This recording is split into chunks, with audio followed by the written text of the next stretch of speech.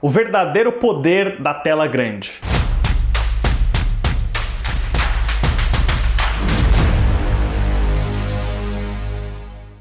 Olá, fãs da Sétima Arte, meu nome é Lucas Nascimento e esse é o Lucas Filmes. E hoje eu tenho um vídeo especial, é um vídeo diferente, acho que não se enquadra em nenhum outro formato que eu já comentei aqui no canal, mas eu queria aproveitar esse hype, esse momento que o Oppenheimer do Christopher Nolan tá tendo nos cinemas para falar um pouquinho mais sobre as diferenças de formato e o que torna o IMAX tão especial e tão diferente.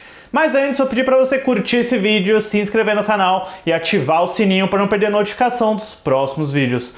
Bom, considerando que nós estamos aqui nos últimos dias de exibição de Oppenheimer em IMAX aqui no Brasil, eu queria perguntar primeiro o que é IMAX, né? O que é esse formato aí que hoje a gente conhece tanto graças aos filmes blockbusters e especialmente ao trabalho do Christopher Nolan com o formato. O IMAX é um formato de grande escala que parte de uma empresa fundada em 1967 no Canadá. A ideia do formato IMAX é que ele trabalha com um rolo de filme de 70mm. Mas o que é exatamente isso? Bom, você tem que considerar o tamanho de um rolo de filme, de película, que é diferente do processo de gravação de um filme no digital, que é aquele processo que começou nos anos 2000, especialmente depois que o George Lucas desenvolveu aquela câmera dele da Sony para fazer Star Wars: O Ataque dos Clones. Um rolo de filme em película normal tem 35mm pelo tamanho dele, enquanto o de IMAX é o dobro, com 70mm. Ele é fisicamente um rolo de filme maior do que o 35mm. E qual que é a diferença disso, né? É o tamanho da tela, é o tamanho da imagem que você vai captar na sua câmera e também a resolução. O Christopher Nolan conta muito em entrevistas que o formato de IMAX 70mm é muito superior a qualquer formato digital que existe hoje. Ele diz que pode chegar a mais de 8K. É realmente uma qualidade muito grande que ele sempre tenta manter exibindo os filmes em IMAX no processo original, que envolve a projeção analógica, com o filme literalmente passando pelo maquinário. Hoje o mais comum é a projeção digital, quando você coloca um arquivo que se chama DCP. É quase como se fosse um grande HD ou pendrive para exibir o filme. Por isso que hoje o trabalho de projeção é consideravelmente mais fácil do que aquele que você usava na projeção analógica. Mas antes de eu me estender um pouco mais sobre isso, é importante eu parar para falar um pouco sobre um termo que eu uso em excesso aqui no canal, mas que eu nunca cheguei a realmente explicar, que é a razão de aspecto, ou aspect ratio. Isso é simplesmente o formato da tela em que você assiste um filme, ou uma série, ou um documentário, e ao longo de toda a história do audiovisual existem diversos tipos. O mais comum para televisão e telas modernas é o que se chama de 16:9, porque ele preenche a tela inteira. É o formato mais associado com séries de TV, com televisores modernos, com esse próprio vídeo que eu tô falando com vocês aqui agora, ele tá num formato de 16:9. Ele é o mais associado com conteúdo contemporâneo e moderno. E eu digo moderno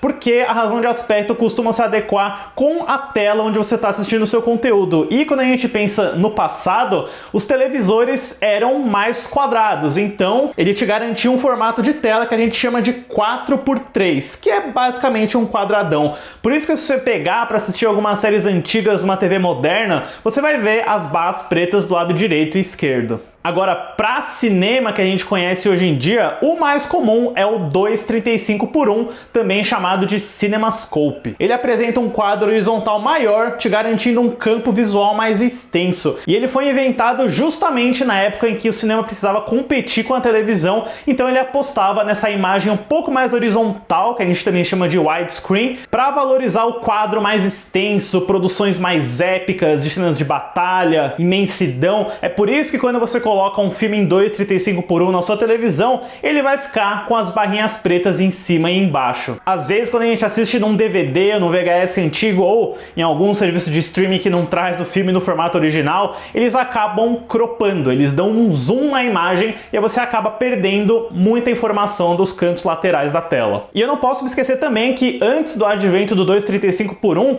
o cinema também adotava o formato 16:9 numa proporção que a gente chama de 1:85 35:1, também chamado de formato acadêmico. É basicamente o mesmo do 16:9 que a gente vê nos formatos de televisão. O que nos leva ao IMAX, né? Ou qual é a diferença do IMAX para esses outros formatos que eu tô falando? Ele basicamente consiste num quadradão ainda maior do que o 4:3, que é o chamado 1:43:1. E apesar dele ter um formato parecido com um 4:3, novamente a resolução é muito maior. E quando a gente está falando de IMAX nos dias de hoje, ele também tem duas categorias. O IMAX raiz, por assim dizer, é o que está na proporção de 1:43:1. Ele consiste no quadradão que é o maior campo de imagem possível. Ele está literalmente captando todo o quadro do filme de 70mm. Mas ao mesmo tempo, para exibições digital que não envolvem o IMAX 70mm, você tem uma outra proporção que é o 1:9:1, que é basicamente uma versão um pouco mais cropada, que tira um pouco da dimensão superior e inferior da tela para conseguir caber num campo que é maior do que o 16:9, mas que não chega a cobrir tudo do 4:3. E eu sei que isso pode parecer muito confuso, então vamos para exemplos visuais. E eu peguei aqui justamente o prólogo do Batman, o Cavaleiro das Trevas Ressurge, aqui exibido em 1:43:1. E olha como a tela muda quando você tá falando da razão de aspecto 2:35:1, formatado para cinemas comuns e telas de TV, o IMAX 1:9:1, que é exibido nas salas IMAX com projeção digital ou em mídia física, em comparação ao IMAX raiz de 1:43:1, que é, de novo, literalmente tudo que a película capta. Você tem mais tela em todos os lados. Se você exibir 1:43 numa televisão normal, ele vai ficar com as barrinhas dos lados direito e esquerdo. E um detalhe importante que vem se tornando muito popular com o advento do IMAX no cinema é que vários filmes estão apostando na captação em full frame, que é quando você literalmente está rodando o seu filme na razão de aspecto do 1:9:1. Isso te garante um campo bem aberto que você pode escolher onde exatamente você vai cropar, onde você vai colocar as barrinhas. É o que a Netflix faz com todas as produções deles, basicamente. É o que o James Cameron fez com os 2 filmes de Avatar dele, assim ele poderia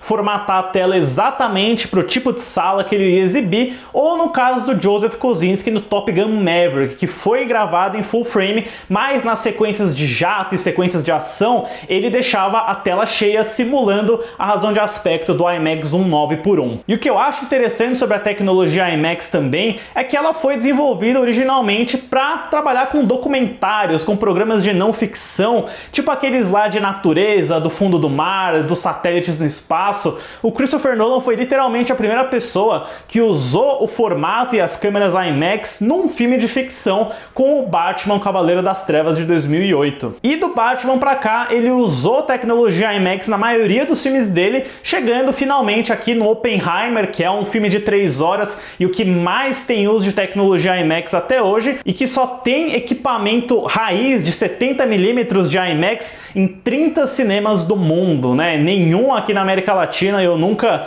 tive esse privilégio de assistir um filme IMAX 70mm, mas todo mundo fala que é impressionante, que é uma das melhores resoluções e experiências de cinema que você pode ter. Quem dera, né? Os ingressos de IMAX 70mm nos Estados Unidos vendem que nem água, tem gente vendendo na internet por $1000, e o filme vai permanecer nesse formato até o final de agosto nos Estados Unidos, e aqui no Brasil ele tá nos seus últimos dias. O Besouro Azul vai ser o filme que vai tirar o Oppenheimer das salas IMAX aqui no Brasil. Aqui a gente tem um comparativo dos formatos onde o Oppenheimer é exibido nos cinemas. O IMAX 70mm em 1:43:1, o IMAX digital em 1:9:1, que é o que a gente recebe aqui no Brasil, e os demais formatos de exibição com a razão de aspecto variada. E pro Oppenheimer, o IMAX teve um trabalho extra aqui, que foi uma parceria com a Kodak para desenvolver o primeiro filme de película IMAX em preto e branco para algumas sequências selecionadas do filme. Literalmente não existia IMAX em preto e branco até esse filme, o que mostra que o Christopher Nolan é um cara que está sempre avançando a tecnologia,